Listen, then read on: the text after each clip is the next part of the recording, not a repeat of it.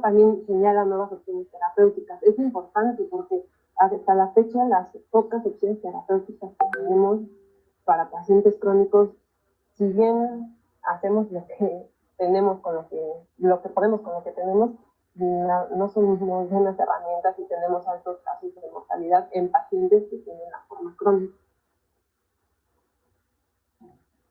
Ok, eso fue coccidioidomicosis. Entonces, ¿hasta aquí alguna pregunta de la parte de la anuidad? Creo que no. No, doctora. Okay. De todas maneras, les voy a compartir este artículo en donde revisamos estas cosas, Magnolia y yo. Es un artículo que salió apenas, creo que la semana antepasada, y que abarca las 3 micosis sistémicas. Entonces, para que le den una revisada, o sea, lo que les está dando Magnolia es así como lo más nuevo de lo nuevo. Ok, sí, muchas gracias. Okay. Y después con histoplasma pasa algo similar, ¿ok? Y tiene mecanismos también para ocultarse y para pasar desapercibido. Aquí, a diferencia de lo que pasaba con coccidioides, nosotros lo que respiramos son la forma micelial, gracias, y se convierte en levadura una vez que entra en el organismo. ¿Cómo cambia, cómo se da ese switch? Quedamos que en coccidioides es por la enzima que es la ornitina, ¿no? Pero en histoplasma parece que es una cuestión de termoestabilidad, y cuando ingresa a nuestro cuerpo, a 37 grados centígrados, entre otras cosas, hace el switch a cambiar a levadura. Y es rápido esa generación de switch para entrar a levadura. Aquí, a diferencia de coccidioides, la levadura es chiquita y entonces sí puede ser fagocitado. Lo que hace aquí histoplasma es, entonces, ya que me fagocitaron, me voy a quedar en el fagosoma y no voy a salir. Voy a ocultarme ahí va a ser mi nichito, y de ahí no me voy a mover. Y esto es interesante porque recuerden ustedes que el fagosoma, dentro de sus características, es llevarlo al lisosoma para ser degradado. ¿Sí? Tiene condiciones extremas, digamos, porque tiene pH bajo, tiene pocos nutrientes, y sin embargo, histoplasma es capaz de sobrevivir. Lo hace porque secreta catalasas, como catalasa B, catalasa A, catalasa P, que inhiben la formación de especies reactivas a oxígeno e incrementan el pH. Entonces, alcalinizan el pH del fagosoma, secretan catalasas, inhiben la producción de especies reactivas a oxígeno, de especies reactivas a nitrógeno, y eso hace que las condiciones sean óptimas para que se quede a vivir aquí hasta que haga que el fagosoma y el macrófago exploten o se dañe, por decirlo algo así. ¿Quién nos va a detectar de nuestro sistema inmune innato a la levadura, ya que proliferó? Importante aquí otra vez, CR3, CR4 se conocían antes como CD18, CD11, así lo van a encontrar en sus libros. No son más que receptores que la gente no sabe cómo ponerles y les va nombrando así, CR1, CR2, no se asusten, son números, ¿vale? Obviamente tienen sus características, pero no andaré en esos detalles. Entonces, en los macrófagos y en estos son CR3, CR14, estos son los que los fagocitan junto con receptores tipo TOL. Y aquí otra vez las células dendríticas vienen a jugar un papel, pero a través de otro receptor. Nuevamente les reitero toda esta parte de la fisiopatología, porque las nuevas estrategias terapéuticas van encaminadas contra cualquiera de estos receptores, CR3, CR4, BLA5, ¿ok? Y manipulando esto podríamos generar nuevas opciones terapéuticas. Estos creo que son un resumen de todo eso. Lo que les decía, ¿no? De integrina CD11, CD18, que ahora se llaman CR3, CR4. Listo, de histoplasma de esta parte, ¿alguna duda?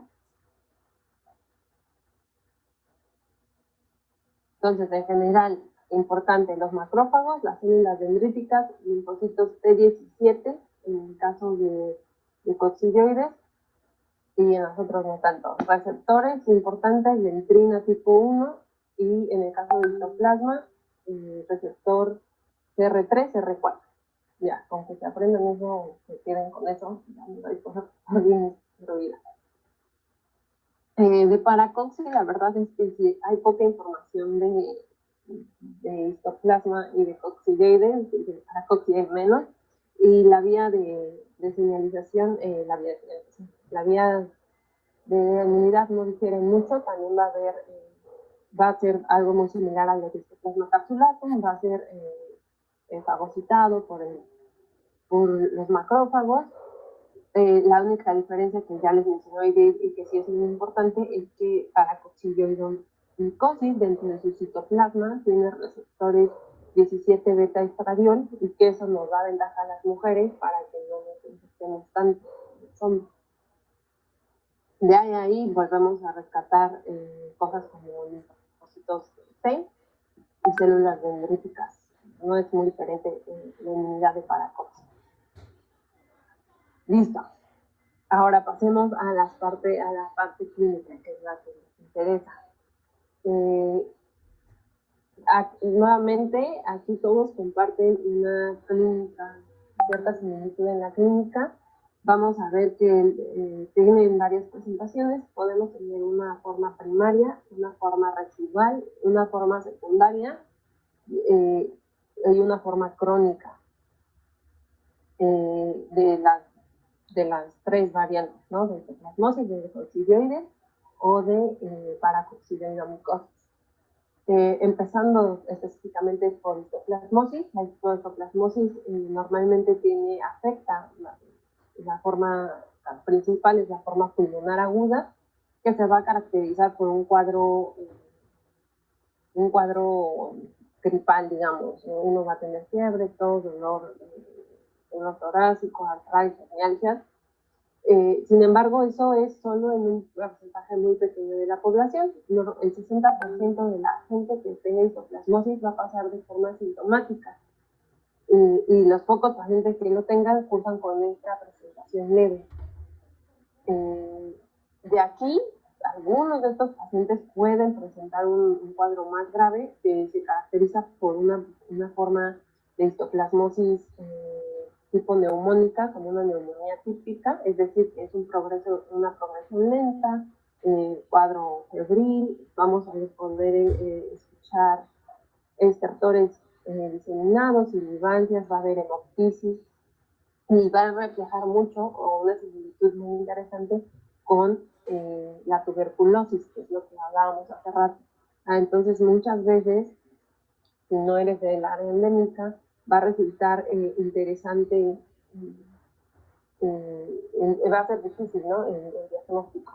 De hecho, me encantó, estaba preparándome para esta clase con ustedes, y encontré este artículo que mencionaba que hicieron una encuesta en Arizona, y les preguntaron a los médicos cuántos de ellos sabían tratar a la coccidioidomicosis, y el 60% respondió para histoplasmosis, y el 60% de ellos dijo que sabían, o sea, que había un 40% que no sabían. Y de ese 60%, solamente el 30% contestó bien las preguntas del tratamiento. ¿Eso qué quiere decir? Que todavía no hay mucha información sobre estas, y muchas veces se sigue tratando como una tuberculosis, cuando desafortunadamente pues el diagnóstico para el tuberculosis que pudiera hacer se hace un correcto cultivo desde el principio, ¿no? Pero por eso es importante hacer esto de descartar con tuberculosis y después seguirnos con histoplasmosis. Aquí, igual, como les decía, va a haber la presencia de cavitaciones, al igual que la tuberculosis, y en casos crónicos va a dejar una fibrosis que se deja secuelas tipo como de EPOC del paciente, es decir, va a ser tanta la fibrosis en el parénquima pulmonar que va a haber dificultad para respirar. De aquí puede pasar a una forma diseminada, pero no es muy común, pero sí puede pasar. ¿Quién nos va a dar? Le va a dar a los extremos de la vida, a niños y adultos mayores, y se va a caracterizar por pérdida de peso y ya síntomas respiratorios, hepatoesplenomegalia y alteraciones sanguíneas, sobre todo por alteraciones hepáticas, como es trombocitopenia, leucopenia y alteraciones de todo el componente hepático, como son enzimas hepáticas y bilirrubina. ¿Qué más? ¿Qué más? Importante de aquí. Bueno, la fibrosis, ya mencionamos la hemoptisis. Y entonces acá les traigo estas imagencitas. Entonces, esta es una TAC, una tomografía computarizada. Aquí se pueden ver los dos pulmones y podemos ver estas lesiones, que estas son, Carla, ya cavitaciones ya más marcadas, no las veíamos así con Sporotrix tan marcadas, no, también la otra una radiografía, pero aquí podemos ver muy bien marcadas ya las cavitaciones, la fibrosis en el parénquima pulmonar y estas nodulaciones que a veces pudieran resemblar el patrón miliar que da la tuberculosis. Y obviamente todos estos cambios van a generar pues las alteraciones pulmonares en la dificultad respiratoria que tengan estos pacientes. Aunado a todo esto, podemos generar tumores que se conocen como histoplasmomas. Los histoplasmomas no van a ser más que el conjunto de hongo, ¿no? Van a formar un cuerpo, un tumor, en donde pueden encontrar incluso hifas. En este caso serían las levaduras, ¿no? Perdón, levaduras. Son como, pues también son llamadas bolas fúngicas. Entonces, el problema con esto es que justamente van a aparecer como tumores ahí. Y justo van a aprovechar estas cavitaciones que hay ahí. Incluso si estas mismas cavitaciones las hubiera dejado otro microorganismo como Mycobacterium u otro hongo, y por alguna razón llega histoplasma y justo va a aprovechar ya esta casita que tiene ahí hecha para empezar a crecer ahí o quedarse latente y que las condiciones del paciente sean desfavorables y entonces empezar a producir la patología mucho tiempo después de que haya estado en contacto con el área endémica. Estos sí son, los podemos remover quirúrgicamente, no más que para presentaciones y también podemos tratar los histoplasmomas. Ahora, ¿de qué va a depender qué tan grave o no tan grave nos dé? Va a depender de la cantidad de inóculo que estemos a la persona haya estado expuesto y también de la edad, ¿no? Hombres mayores de 50 años fumadores tienen mayores riesgos de padecer síntomas más graves que cualquier gente que sea normal. No me voy a meter con esta tabla, solo es la primera de este factor. ¿Dudas, preguntas de histoplasmosis? No, todo claro. Nada más puntualizar que estas micosis, sobre todo la histoplasmosis y la coccidioidomicosis, son consideradas como micosis endémicas, ¿no? Precisamente por estos lugares a los que va a estar asociado los agentes etiológicos. Entonces vamos a estar hablando justamente de, pues, de esta endemicidad en donde vamos a encontrar los casos. Para histoplasmosis se ha descrito mucho que puede haber casos de histoplasmosis como a distancia y esto lo han relacionado posiblemente a que las mismas corrientes de aire pueden ir arrastrando las partículas infectantes. Esa es una. Y la otra es que, bueno, los murciélagos buscan otros lugares en donde habitar. Pueden ser las casas abandonadas o los puentes. En Estados Unidos se ha dado mucho eso, que debajo de los puentes pueden estar habitando estos animales y entonces ahí pues defecan y pueden encontrar las condiciones adecuadas el hongo para poder empezar a crecer y la gente que esté ahí, que sea susceptible, adquirir la infección. Pero básicamente estamos hablando de micosis endémicas, ¿ok?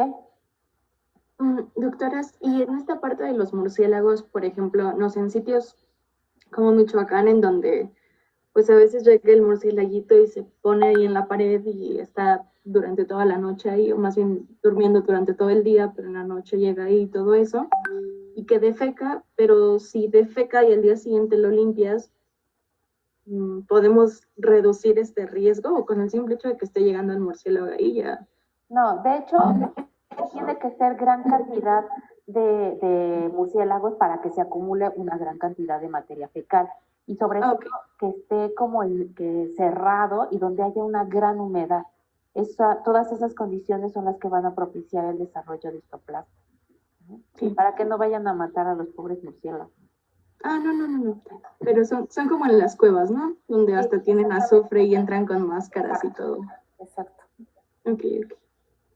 Sí, no lo mencioné, pero justo el histoplasma tiene unas condiciones tan extremas que es muy selectivo de los nutrientes que come. Y entonces también eso es interesante. Le gusta mucho el hierro, le gusta mucho la vitamina B, y justamente lo encuentran en el guano de los murciélagos, entonces necesita grandes cantidades. Se puede sobrevivir incluso unas horas sin él, pero sí. Sí, incluso seguramente por estas cosas que está mencionando Magnolia, es que les digo que han encontrado que no todas las especies de murciélagos son capaces de albergar al hongo. Entonces puede estar muy relacionado justamente esta parte que dice Mag, y podría ser que a lo mejor, no recuerdo exactamente qué tipo de murciélagos, pero podría ser que los hematófagos son los que... Murciélagos hematófagos. Ya, entonces son los que tengan mayor pues facilidad para albergar a histoplasma.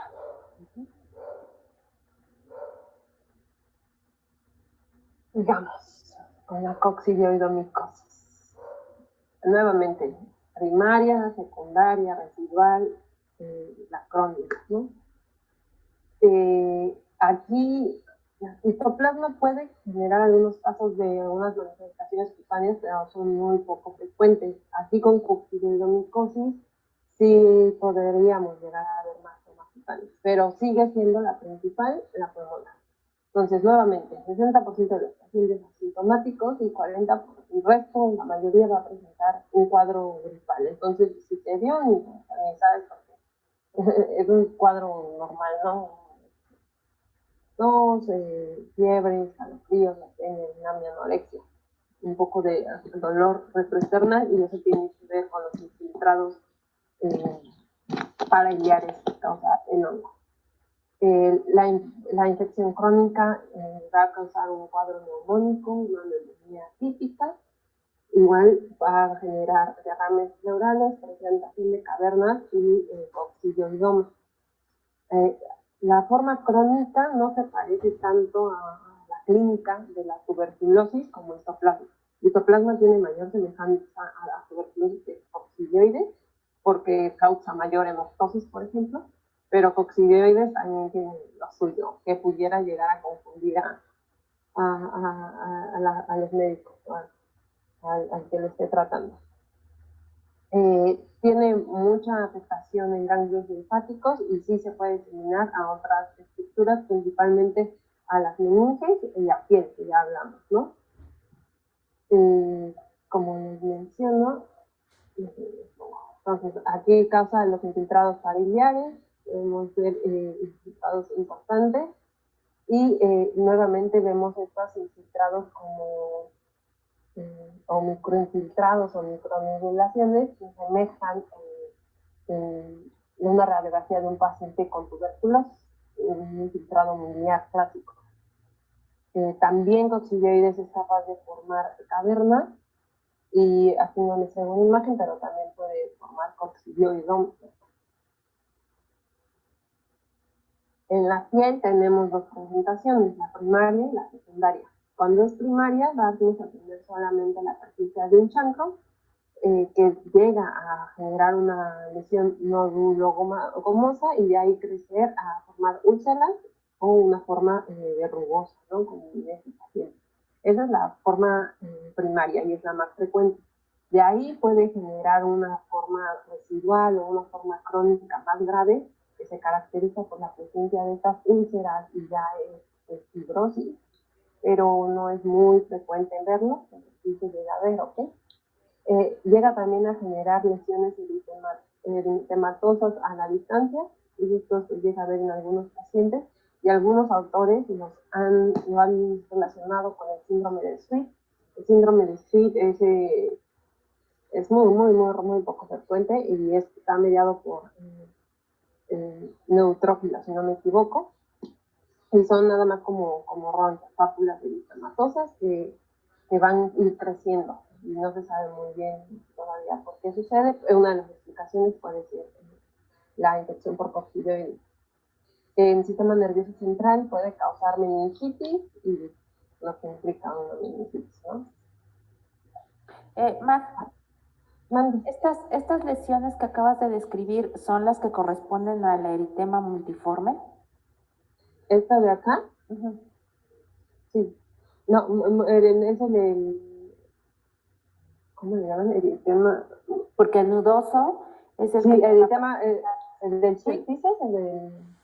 Es que, bueno, una de las cosas que también se presenta tanto en la histoplasmosis como en la coccidioidomicosis son estas reacciones de hipersensibilidad que les acaba de mencionar Magnolia, y son justamente el eritema nudoso, que son lesiones que generalmente las vamos a observar en las pantorrillas, aunque se pueden presentar en otras partes del cuerpo, y el eritema multiforme, que semeja mucho a estas lesiones que les acaba de mostrar. Entonces, son lesiones que una vez que se resuelve también la patología, la micosis, van a tender a desaparecer, y no es más que una reacción de hipersensibilidad. No ocurre en todos los pacientes. Pero si te refieres o sea, sí, eso, pero el síndrome de decir es otra cosa, para que no se confunda.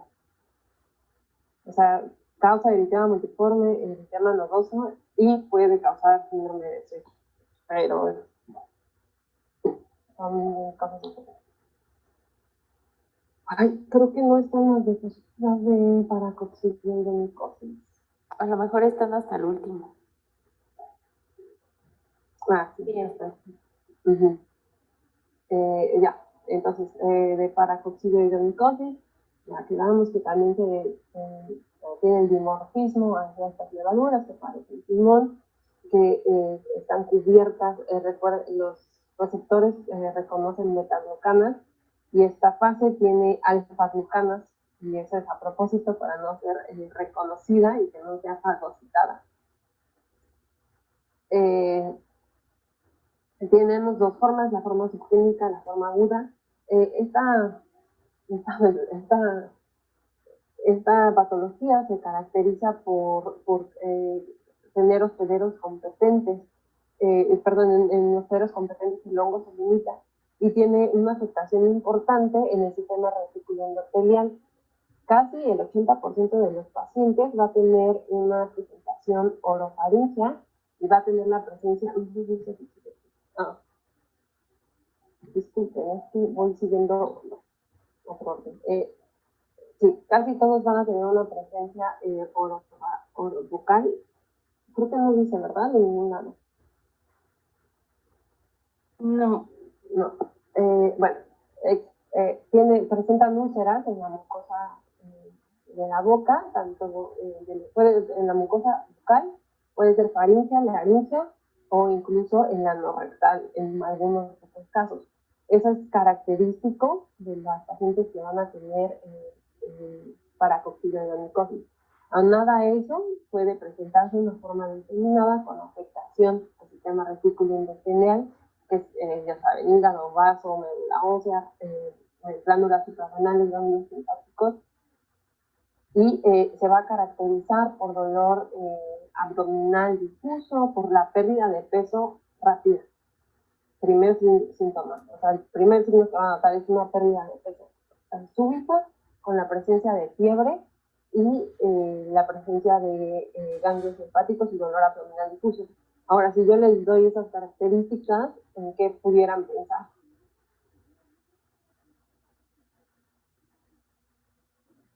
O sea, un paciente que baja de peso rápido, que tiene un dolor abdominal difuso, que tiene fiebre. ¿En una infección gastrointestinal? Ok, sí. Si baja muy rápido de peso, ¿puede ser por VIH? Podríamos pensar en un... Sí, puedes pensar en cosas más crónicas, como un VIH,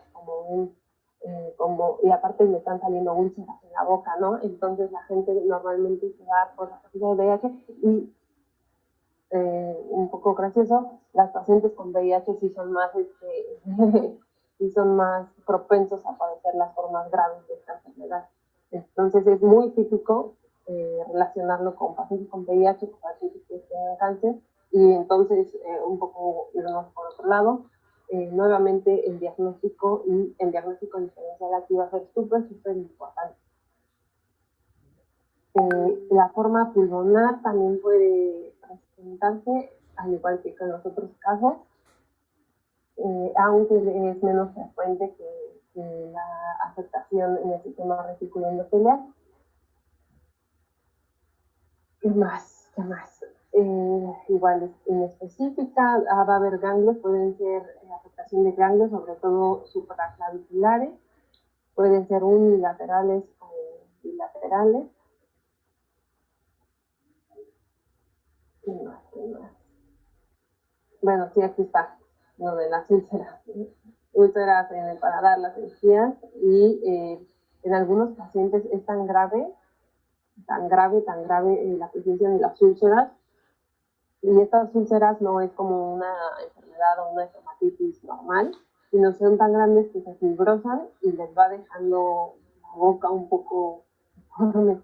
Y alguna gente no sé por qué, creo que es un poco estigmatizante para el paciente, pero los llegan a comparar, tienen con los tapitos, como el tapir, ¿no? La boca de tapir. Totalmente estigmatizante, no lo hagan, pero sí. ¿Qué más? Y ya, acá les pongo unas imágenes, ¿no? Entonces, va a haber alteraciones. Las úlceras, como se van a ir cicatrizando, van a formar estas heridas que no se van a recuperar, o este tejido que no se recupera, y por eso los pacientes van perdiendo la dentadura y pues van a quedar así como con las adenopatías supraclaviculares y retroauriculares y cervicales van a estar muy marcadas, pueden ser unilaterales o bilaterales. Y nuevamente la parte de las úlceras, ¿no? Que sí es como muy característico de esta enfermedad. El linfoma de Hodgkin es un tipo de cáncer. ¿Dudas, preguntas? ¿Todo claro aquí, chicos? Sí, creo que todo claro. Ok. Vamos a dejarlo hasta aquí. ¿Me escuchan, chicos? ¿Siguen ahí? Sí. Okay. Bueno, pues hasta aquí se acaba la clase. Entonces yo voy a empezar a partir de aquí, que es todo lo de laboratorio, ¿vale? Denme otro segundo.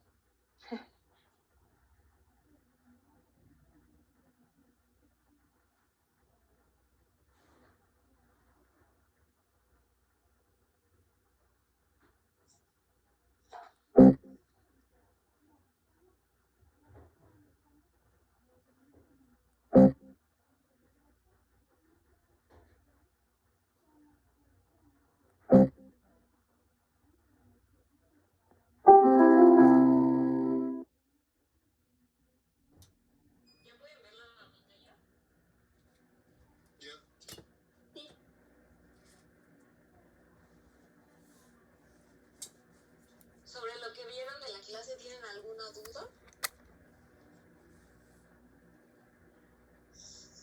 ¿Alguna inquietud?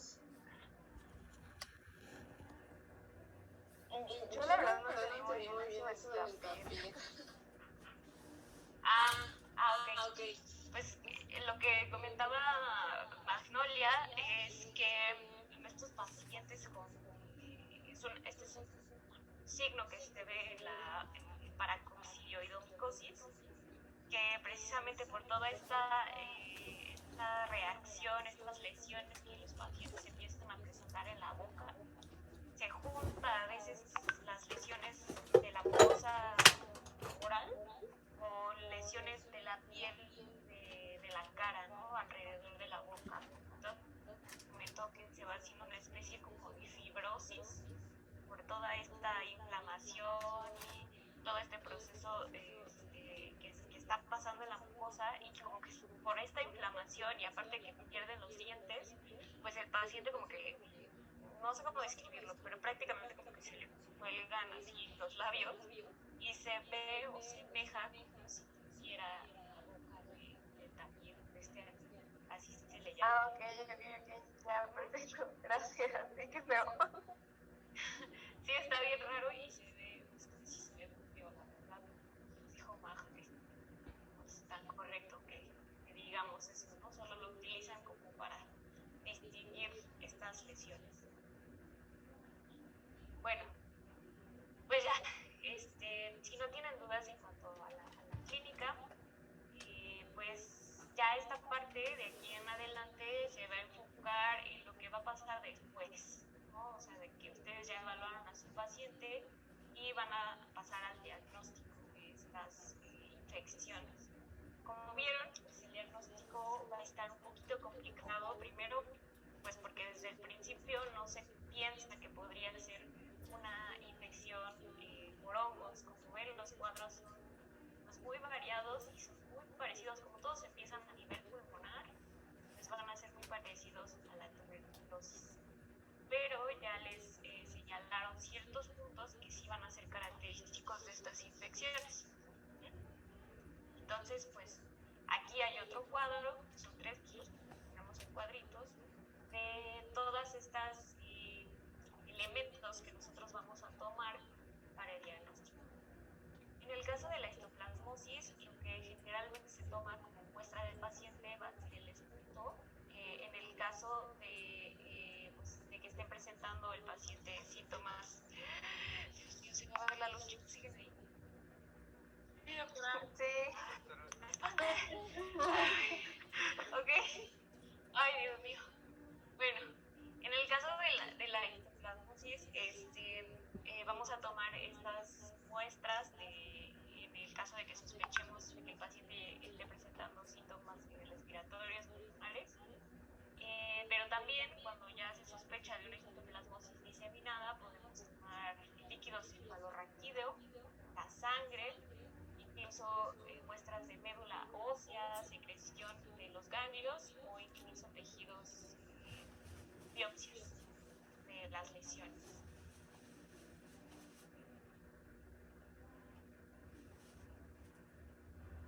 ¿Cómo está indicada la toma de muestra del líquido cefalorraquídeo? Pues cuando, pues principalmente cuando estamos viendo ya que esta infección ya está diseminada. O sea, generalmente esto es cuando ya vemos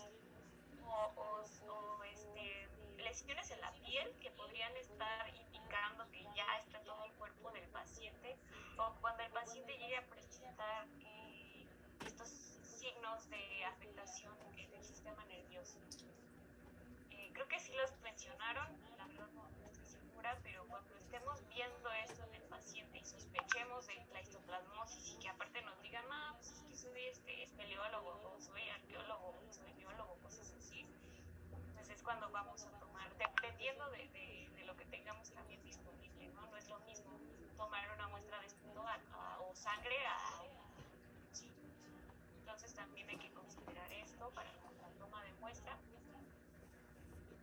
Pero bueno, ya con su muestra, en este caso, como vimos ya por las características del histoplasma, el examen directo pues, va a tener unas super bajas.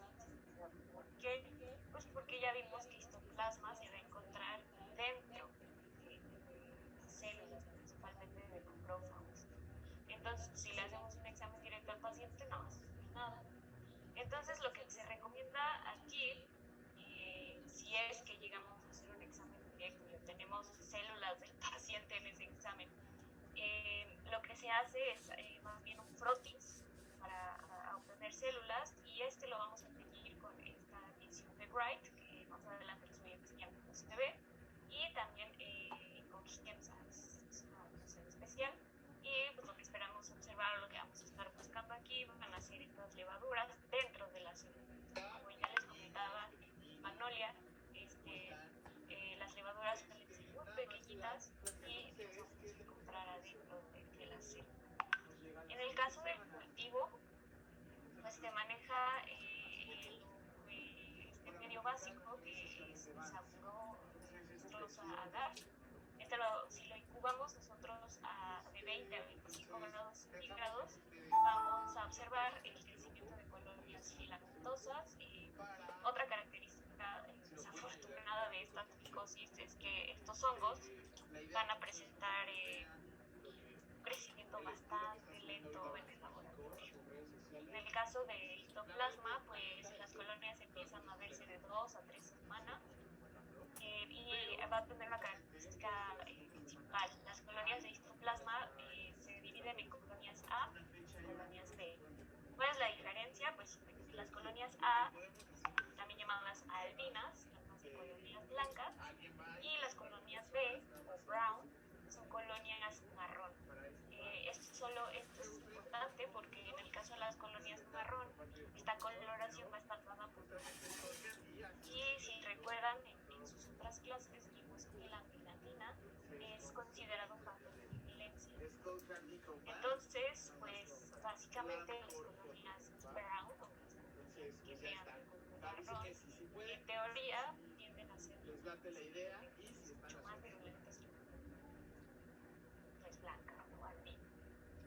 Si nosotros tomamos un examen directo de estas colonias, lo que vamos a observar va a ser la característica que ya les enseñaba en la foto, que los vamos a ver hermoso en preparaciones. Vamos a observar los macroconidios, que se llaman macroconidios equilibrados o con proyecciones, que van a tener estas estructuras como una coronita, ¿no? O sea, se ve la esfera así grandota y estas proyecciones que van a salir para todos lados, que tienen forma de deditos.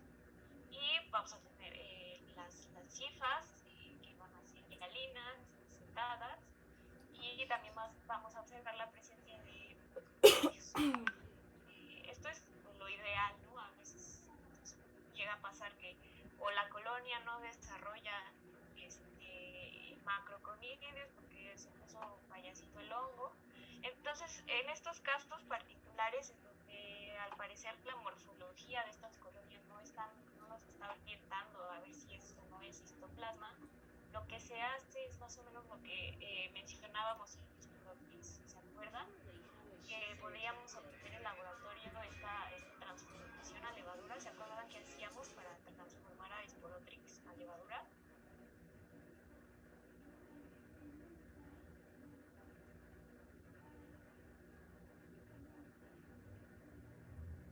Chicos, siguen ahí. Sí, aquí seguimos. ¿Están pensando? Sí.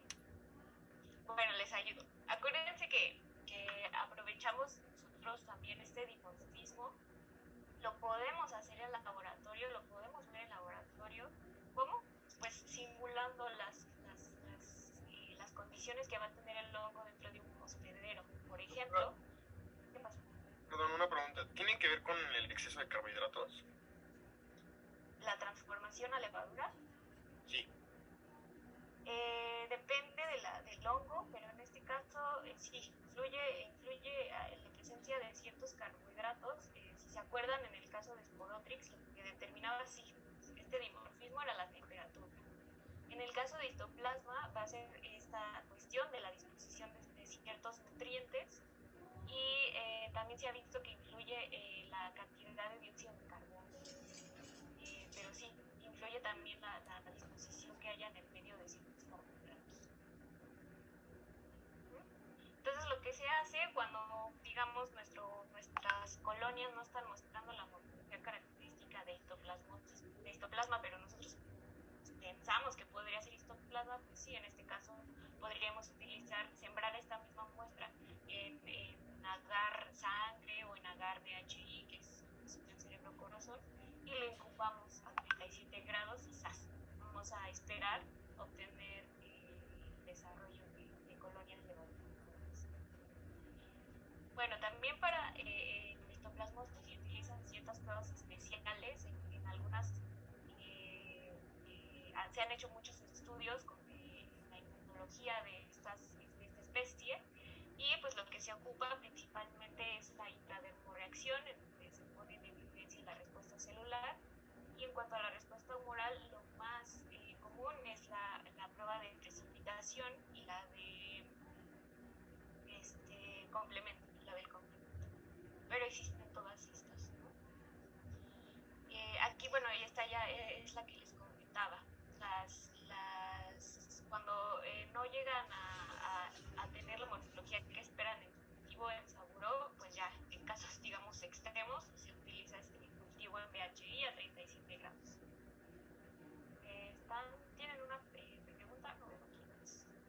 Sí, yo tengo una pregunta, doctora. Perdón, me quedé como con el tema de que nos preguntó. ¿Eso se podría considerar entonces pleomorfismo fúngico? Sí, totalmente. O sea, puede ser que después de que el hongo haya estado expuesto a este estrés dentro del cuerpo, imagínense, o sea, el honguito desde que entra en nuestro cuerpo, o sea, tampoco es fácil para él.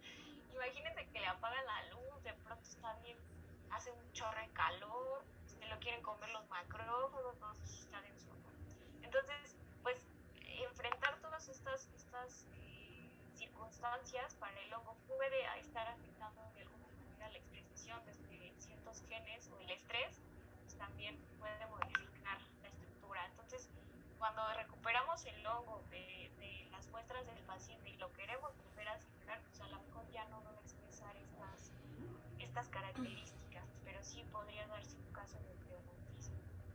O, por ejemplo, de que el paciente ya haya sido tratado por otra cosa, le administraron ciertos medicamentos, y esto también puede estar afectando la morfología del hongo. Esto ya también lo habíamos visto en otras micosis, que puede ser un factor de histoplasma.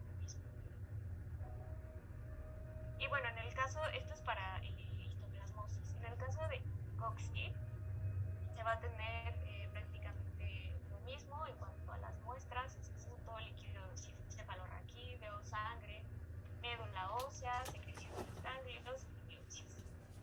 Entonces, como ya les había comentado, la estructura que vamos a esperar observar en los exámenes directos, si es que nosotros hacemos un examen directo, por ejemplo, del paciente, podemos ver estas estructuras grandísimas que son las esférulas. Y estas esférulas vamos a ver que tienen puntitos adentro que van a ser las endoesporas.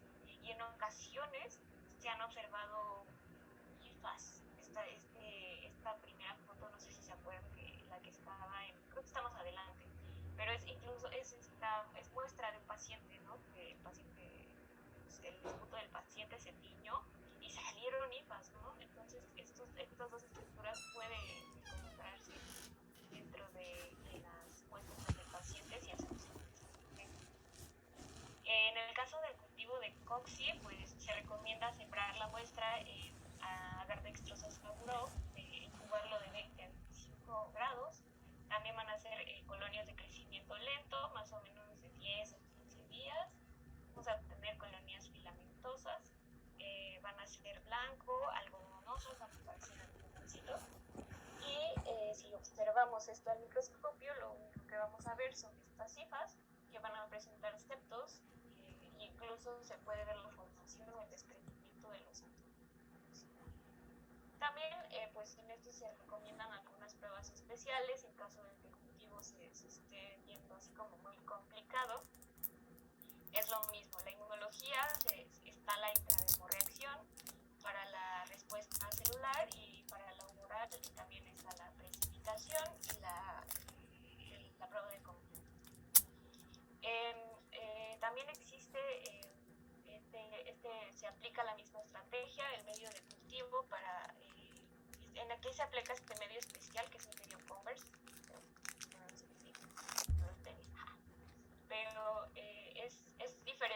una formulación diferente para que se incuba igual a 37 grados, porque este hongo vaya todo con sus requerimientos nutricionales.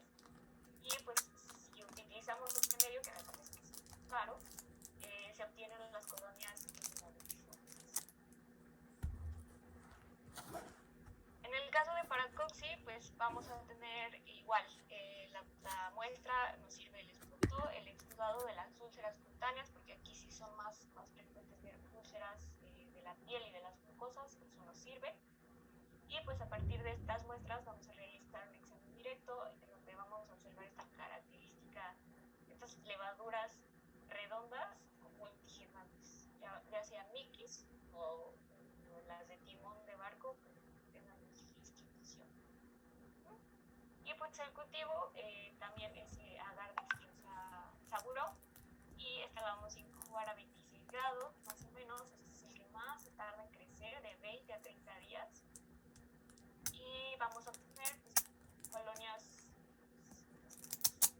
para ser medio X, la verdad. Son colonias blancas o amarillentas, van a tener esta superficie vellosa de bordes definidos, y aquí hay que tener mucho cuidado porque, como ya vieron las fotos, aquí adelante les voy a enseñar algunas otras, puede confundirse con esta especie que se llama Blastomyces dermatitidis, que es otro hongo.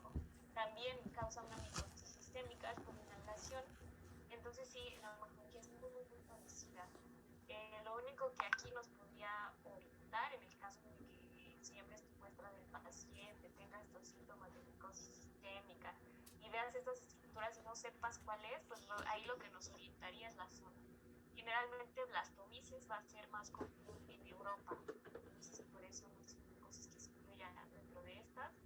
No es característica de América, entonces pues por eso no lo mencionamos, pero sí se parece mucho, la morfología de los pacientes parecida. Y en cuanto a las pruebas especiales, también se recomienda la transformación a la fase de levaduriforme, que fase, bueno, no sé qué tan fácil sea la verdad, pero pues sí podemos obtener esta fase de levaduriforme sembrándolo en estos medios esenciales enriquecidos, imitando las condiciones dentro de un hospedero, ¿no? Aquí pues rápidamente les muestro estas imágenes. Estas todas son de histoplasma en diferentes tinciones, y pues así es como se ven las levaduras. Prácticamente estas son tinciones. Aquí en esta es una tinción con plata. Lo que se ve pues es la precipitación de la plata en la pared del hongo, entonces se ven las diferentes levaduras. Si ven, pues expresan esta morfología no muy característica, o sea, levaduras esféricas, la mayoría son como alargaditas, como ovoides, tienen su función, ¿no?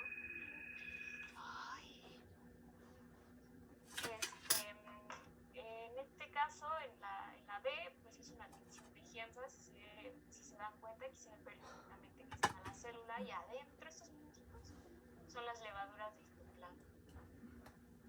En todas estas se pueden ver las levaduras perfectamente dentro de las células.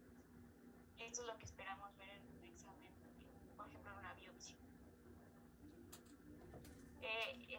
Si ven aquí, se recomienda, bueno, se dice que la tinción de Gram funciona. ¿Se acuerdan para qué es la tinción de Gram? ¿Para qué se utiliza?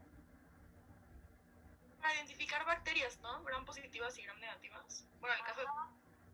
Sí, exacto. Entonces, ¿ustedes creen que los hongos puedan teñirse con esta, en principio, con esta tinción? Pues yo pensaría que no. No, chicos. La tinción de Gram se ha visto que funciona para los hongos, pero sí, no es que los hongos sean Gram positivos. Lo que pasa es que, pues, por las características, por ciertos carbohidratos, me parece que tiene la pared del hongo, tiene afinidad por los colorantes, pero no es el mismo principio que en esta tinción de Gram, ¿okay? Entonces, sí, o sea, la tinción de Gram funciona, pero nada más para evidenciar los honguitos, ¿no? Pero no es que sean Gram positivos. Aquí también esta es una preparación para histoplasma. Aquí es una muestra que tomaron del paciente, aquí se ven algunas escamas y pues como ven aquí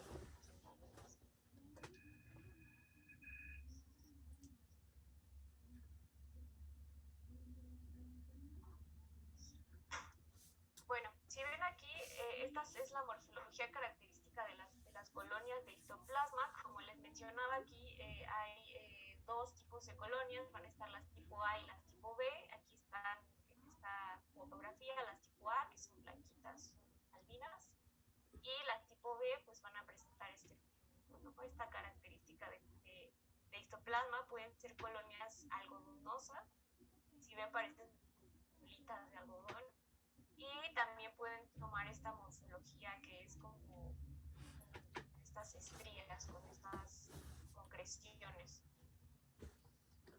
Es lo más importante. Esta es una morfología de morfología macroscópica.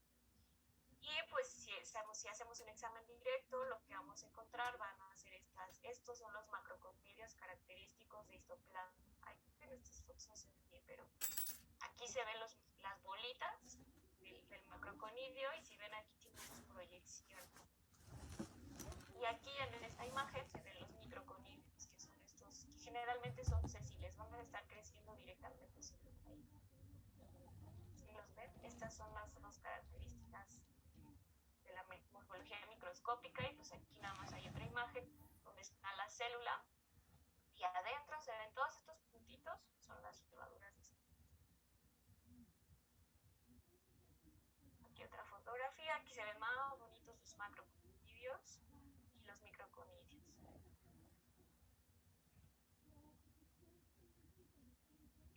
Pues esta fase aquí nada más es para ilustrar esta conversión a levadura que se observa en ciertos medios. Aquí es la fase filamentosa y aquí serían las colonias de no tiene muchas cosas así como características, son colonias uniformes, tienden a ser blancas, beige, y si nosotros tomamos un examen directo, lo que vamos a observar van a ser las levaduras. Más fotografías de histo dentro de estas células. Aquí están las levaduras únicas. En el caso de coccidioides, lo que podemos ver en el examen directo del paciente del esputo, por ejemplo, si le ponemos un poquito de KOH, lo que vamos a observar van a ser estas estructuras grandísimas, que son las esférulas. Si ven que tienen la pared gruesa y tienen puntitos adentro, todos esos puntitos son las endosporas. Aquí les mencionaba que hay que tener mucho cuidado con el manejo de cocci, bueno, de hecho de los tres, pero más de histoplasma y de cocci, porque en este caso, por ejemplo, lo que se recomienda es no dejar los exámenes directos mucho tiempo. O sea, lo haces, lo examinas y ya después lo descartas. ¿Por qué? Pues porque se ha observado que si nosotros dejamos estas preparaciones secar, lo que podría pasar es que esta esférula reviente, salgan las endosporas, y como es por estas condiciones del clima, que ya de la temperatura que ya no está dentro del paciente, pues esta endospora va prácticamente a germinar, puede generar estos filamentos a su vez se dividen en artroconidios y se vuelan en el laboratorio, y esto puede infectar al personal del laboratorio, a los que estén manejando la muestra y a los que anden por ahí víctimas inocentes, ¿no? Entonces tenemos que tener mucho cuidado con el manejo tanto de exámenes directos como de los negativos. Esta foto, por ejemplo, la pone la doctora porque es algo que no se debe de hacer. Esta es una colonia de coccidioides. Recuerden, chicos, jamás vayan a sembrar una muestra de un paciente con coccidioides sospechosa en cajas. Si se acuerdan, las cajas, por ejemplo, en Bacter, si utilizaban cajas de Petri, se acuerdan que es una tapita, la tapa es más grande que la base. Entonces sí queda un espacio ahí pequeño. Si nosotros sembramos esto en cajas, lo que va a pasar es que se liberen los artroconidios y puedan llegar a salir por las cajas, y igual ser respirados por alguien del laboratorio, por ustedes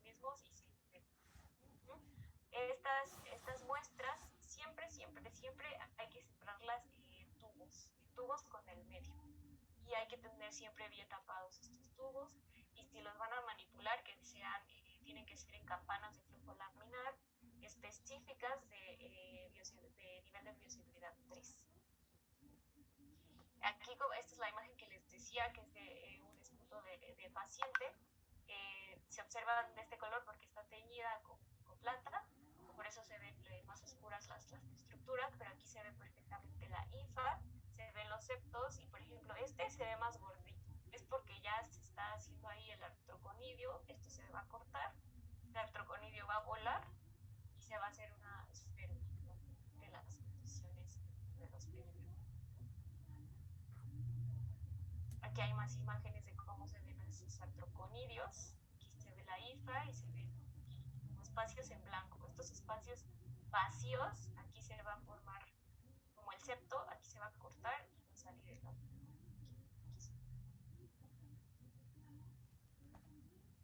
Y pues estas son fotografías de las esférulas, así se ve en la fase parasitaria de coccidioides dentro de los pederos. Van a ser estas estructuras grandes con las estructuras adentro.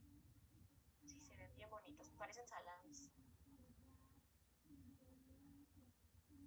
Estas son las precauciones que les menciono que debemos tener con cocci. Pues, principalmente es tapar bien los tubos de cultivo, etiquetarlos perfectamente, guardarlos en lugares aparte, o sea, no con el resto de los cultivos, y no manipularlos en exceso. Si se puede, solo pues, en la primera que intentes hacer tus exámenes directos, con eso. Nunca sembrarlos en cajas, por esto que ya les comentaba. No destapar los tubos afuera, jamás. Bueno, de hecho esto no se debe de hacer con ningún organismo, pero en especial con siempre hacerlos bajo una campana de flujo laminar. Y pues cuando vayamos a desechar estos cultivos que ya no nos sirvan, vamos a tener que esterilizarlos, estos tubos, a 20 libras por 20 minutos y se les agrega formol a los tubos. Porque el hongo es muy resistente y pues por seguridad. Y esto que les comentaba de los exámenes directos, no guardarlos por mucho tiempo. Estos exámenes directos con usted. En el caso de Paracocci, pues lo que vamos a observar si sembramos la muestra del paciente es el crecimiento de estas colonias. Estas colonias son levaduriformes, son chiquitas. Son chiquitas pues porque se tardan un chorro de tiempo en crecer. Y en el caso de la fase filamentosa, vamos a observar este tipo de colonias. Esta es la morfología de la fase filamentosa y en el caso de muestra del paciente, lo que vamos a observar van a ser estas levaduras con gemaciones múltiples. No tiene pues muchas características las colonias. Estas son las colonias levaduriformes. Son generalmente amarillentas, color beige. Y aquí hay más imágenes de Paracocci, de tinciones especiales. Y aquí está el tejido. Si ven, aquí se ve perfectamente la levadura con sus múltiples gemaciones del tejido del paciente. Son cuestiones de serologías, los menciono rápidamente. Como les comentaba, las que más se aplican para las tres son la fijación del complemento, en donde pues básicamente se buscan los antígenos en la sangre, en el suero del paciente. Y aquí hay algo nada más importante. En el caso de la inmunodifusión, lo que se busca son estas dos bandas. La que tiene valor diagnóstico es la banda H, porque va a desaparecer, va a estar activa. Lo que va a indicar la banda H es una infección activa. Si nosotros nos enfocamos en la banda M, vamos a ver que desde que el paciente se infecta, a partir de las 2 semanas, esta banda va a estar presente hasta que el paciente pues se muera, ¿no? O sea, va a estar incluso por muchos años. La que va a tener valor diagnóstico es la banda H. Nada más hay que tener cuidado porque si nosotros aplicamos por ejemplo, una intradermoreacción, vamos a activar esta banda M, entonces podríamos ahí confundirnos. También hay que ver algo importante, que por ejemplo en el caso de la fijación del complemento, va a estar activa esta reacción después de la segunda semana, después de que el paciente estuvo en el hongo, no antes. Si ustedes aplican esta prueba antes, no van a obtener creo que sería un falso decir. Y en el caso de la inmunodifusión, esta va a estar activa, va a ser positiva después de la tercera o cuarta semana. Si se dan cuenta, debemos dejar pasar un tiempo para que funcionen bien estas pruebas serológicas. Y bueno, en cuanto al tratamiento, básicamente para la histoplasmosis pulmonar se van a recomendar todos estos fármacos. En este caso particular de la anfotericina B, pues hay que tener cuidado con el manejo de los pacientes porque ya vimos antes que este medicamento es fuerte, ¿no? Principalmente es muy hepatotóxico. Hay que tener cuidado con el manejo del tratamiento. También se recomienda el uso de itraconazol. En pacientes hipóxicos se recomienda utilizar esta terapia con corticosteroides. Ya en casos crónicos, pues lo que se recomienda es el itraconazol, igual la anfotericina B. Ahí no estoy muy segura si pueden estar combinados. Después le preguntamos a Edith. Y pues en el caso de infecciones diseminadas es lo mismo, anfotericina B e itraconazol. Aquí me parece que sí pueden estar combinadas, pero como les mencioné, hay que tener mucho cuidado con el manejo de estos fármacos, de estos antibióticos. Básicamente son también para todos, es la anfotericina B, y también en el caso del coxis se utiliza la desoxicolato. En esta, no sé cómo se llama la administración, manejo. Tiene un nombre, posoloquía, creo, posoloquía, no sé. Perdónenme, no estoy muy familiarizada con este término. Este es el manejo de los tratamientos, estas son las dosis. Me estoy yendo un poquito rápido, chicos, porque tiempo. Y pues en el caso de la paracoxi, igual, anfotericina B como tratamiento inicial, y se va a recomendar un aumento gradual de las dosis en los casos más severos. Después de que se observe una mejoría en el paciente, generalmente se recomienda la administración de sulforamidas, especialmente esta combinación de sulfamethoxazol con trimethoprim. Y como creo que esto se llama tratamiento ambulatorio, o sea, después de que el paciente ya, digamos, superó la parte más fuerte de la infección, se recomienda el itraconazol por 6 meses mínimo. Como pueden ver, los tratamientos son súper largos y sí, como todos estos fármacos son fuertes. Creo que ya terminamos. ¿Siguen ahí? Sí, doctora. Ay, miren, chicos, tenemos 20 minutotes gigantescos. Les propongo empezar con su exposición.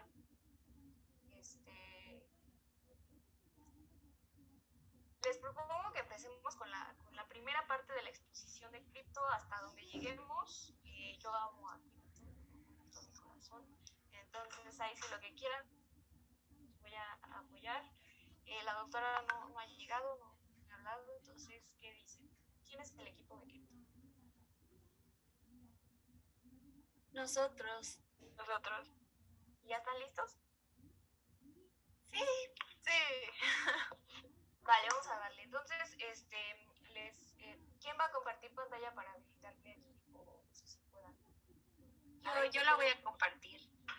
¿Y puedes compartirla? Déjame. No puedo. Eres Vale. Remigio, ¿verdad? Sí. Ok, ya iba. Ay, chicos, perdón que no les dé descansito, pero es que estamos un poco cortos de tiempo. Pero ustedes respiren, relájense, para que aprendan y lo disfruten. A ver, ahí va. A ver, creo que ya puedes. No, todavía no puedo. No, creo que me pusiste a mí de co-host. Es que como estamos hablando, se me revolvieron. A ver, otra vez. Era radiable.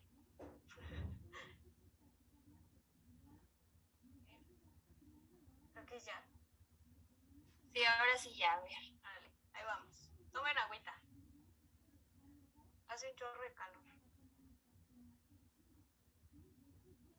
Ahí ya pueden ver mi presentación. Va. Dale. Nada más, no es que los interrumpa o algo, si les hago algunas observaciones, nada más es porque quiero que les quede bien claro, pues, a los del equipo y a todo el grupo. Es en buena onda, no ofender. Sí, no te preocupes, Pa. Dele, vamos. Bueno, nosotros vamos a hablar de criptococosis. ¿Esto qué es? Es una micosis crónica o subaguda, gracias, que es causada por levaduras patógenas oportunistas. Principalmente son Cryptococcus neoformans y Cryptococcus gattii. Lo que va a hacer esta enfermedad va a ser que va a afectar los pulmones y después se va a diseminar principalmente al sistema nervioso central y con menor frecuencia a la piel y las vísceras. La siguiente, por favor, Ali. La siguiente. Gracias. Los dos principales agentes etiológicos van a ser Cryptococcus neoformans, que va a tener dos variedades, las cuales van a ser las Grubby y la neoformans, y la Cryptococcus gattii. La siguiente, Ale. La siguiente. Este tipo de levaduras van a ser hongos basidomicetos levaduriformes ambientales que van a tener una estructura característica que va a ser redonda. Van a poseer una cápsula polisacárida que va a ser la que más resalte en los cultivos y que esta les va a permitir que los proteja de la acción fagocítica de los macrófagos. No van a fermentar azúcares y van a producir tanto melanina y van a ser urea positivos. La siguiente, Ale. Según los artículos que nos mandaron las doctoras, el 95% de las infecciones va a ser causadas por Cryptococcus neoformans, que va a ser serotipo A, y de 4 al 5% van a ser causadas por Cryptococcus neoformans serotipo D o por Cryptococcus gattii serotipo C, que esta va a afectar mayormente a los pacientes con VIH-Sida. El Cryptococcus neoformans se va a asociar mucho más a pacientes inmunodeprimidos y Cryptococcus gattii se va a asociar en pacientes sanos o inmunocompetentes. La siguiente, Ale. ¿Cuál va a ser su hábitat? Cryptococcus neoformans se ha aislado a partir de guano o excremento de aves, principalmente de las palomas, y Cryptococcus gattii tiene una distribución limitada y se va a hallar más en la naturaleza y en los árboles, principalmente los tipos de eucaliptos, como Eucalyptus camaldulensis y Eucalyptus tereticornis, y en las plantas terminalia. Sí, bien, muy bien, chicas. Es Eucalyptus camaldulensis y Eucalyptus tereticornis. Son estas dos especies, son muy comunes en cualquier parte del mundo y principalmente en Ciudad Universitaria. Continúa. Esta enfermedad va a ser una enfermedad cosmopolita, que significa que va a ser alrededor de todo el mundo, pero el Cryptococcus neoformans se va a dar más en climas templados o en los países de Europa con climas variados. Y Cryptococcus gattii va a estar en zonas tropicales y subtropicales como Australia, África Central, Canadá, sureste de California, Brasil, sudeste de Asia y la región de Estados Unidos. Estuve buscando, pero en México realmente su incidencia es muy baja. Por cada 10,000 habitantes solo hay 28 infectados, pero también en la región de América Latina también se encuentra en Paraguay, Perú, Uruguay y Venezuela. El sexo predominante va a ser masculino en relación de 2:1. La edad es indistinta, aunque predomina en los adultos de 30 a 50 años. Más o menos va a ser que por cada millón de casos, va a haber 1 millón de casos nuevos por año. La siguiente, Ale, por favor.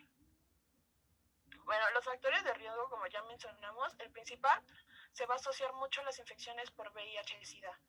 También en pacientes que tengan terapias inmunosupresoras o neoplasias o malignidad hematológica.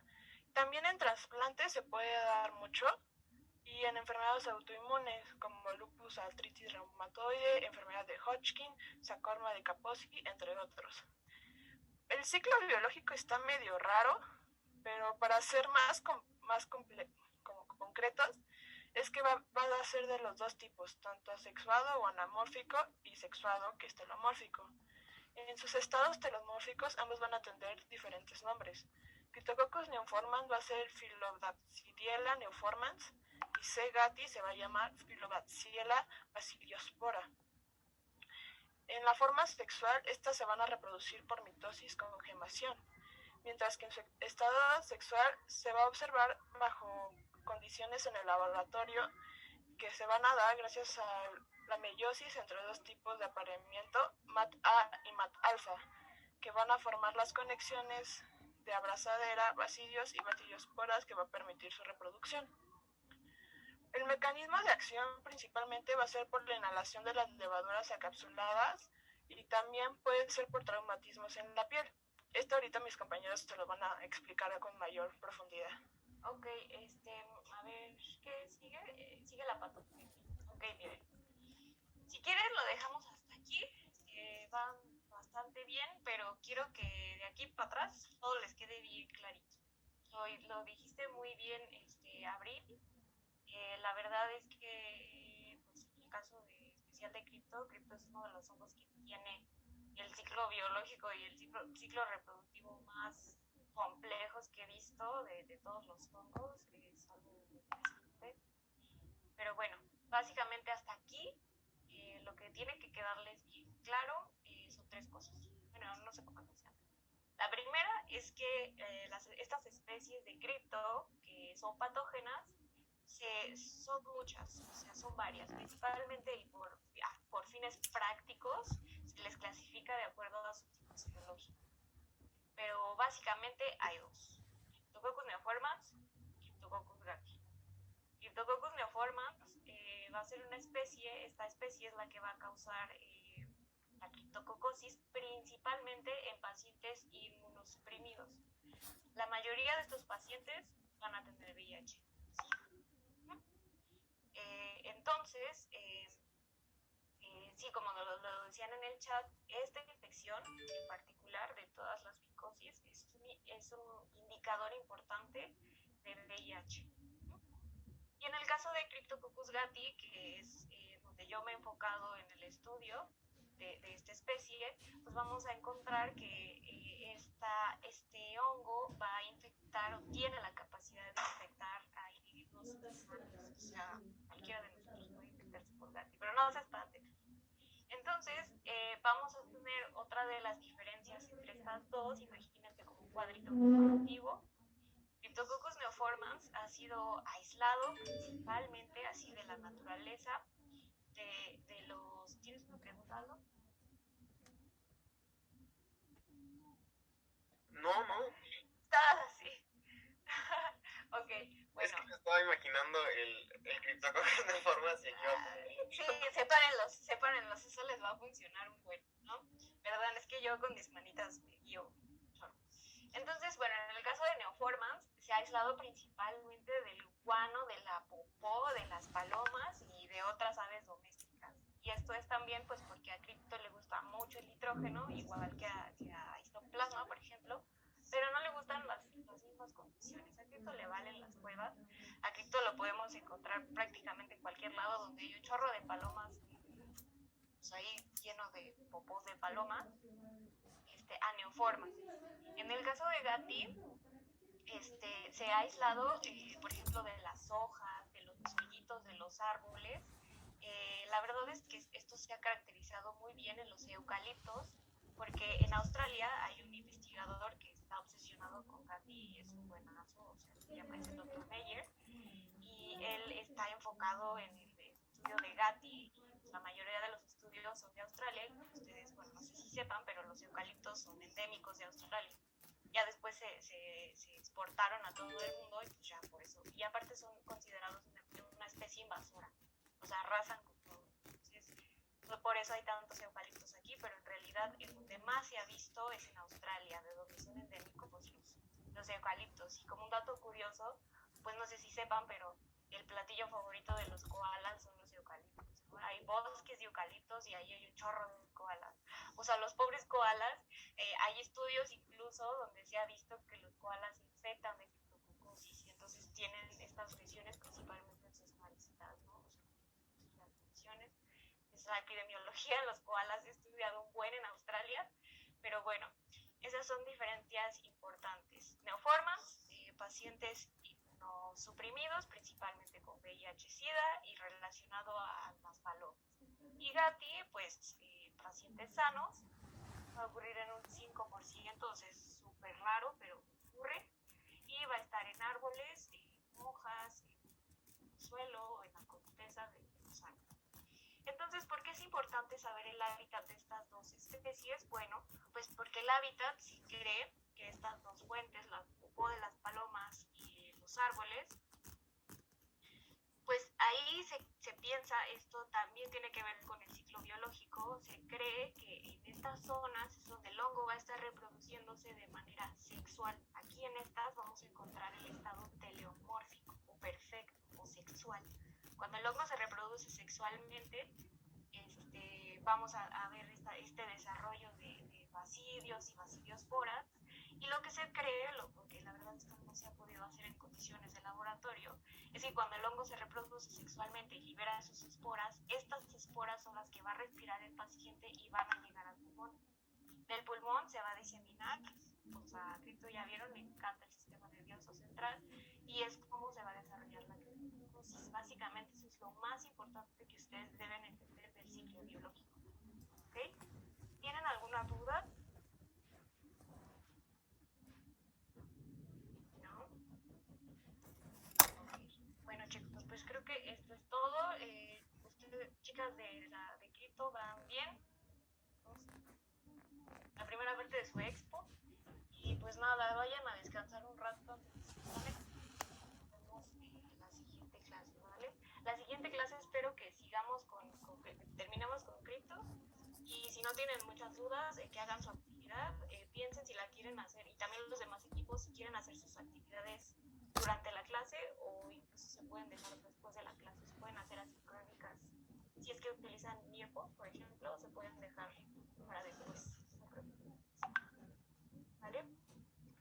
Oye, Pau, y de los cuadros clínicos, ¿de dónde los podemos acudir? Bueno, no, cuadros clínicos no, de los casos clínicos que nos piden que agreguemos, ¿de dónde los podemos sacar?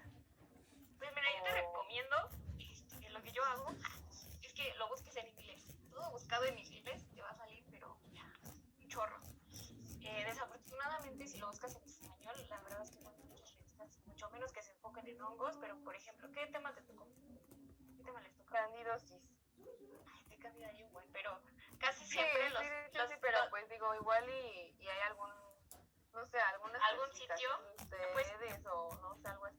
Puedes intentar buscarlos en NCBI, le pones, o en el buscador de Google le pones candidosis en inglés, case report, así, caso clínico de candidosis sistémica o diseminada o no sé qué tipo de candidosis quieran más o menos enfocarse para el caso clínico y les van a aparecer un chorro. Pero sí, mi consejo es que lo busques en inglés, case report, y así te aparece.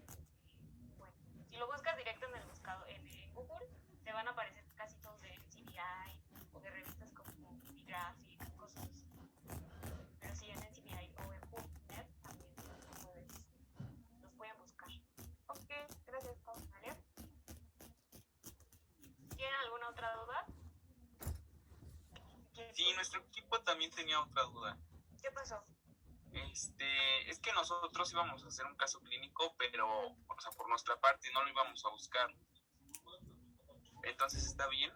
¿Así también? ¿O buscamos uno ya, pues, que esté hecho? Pero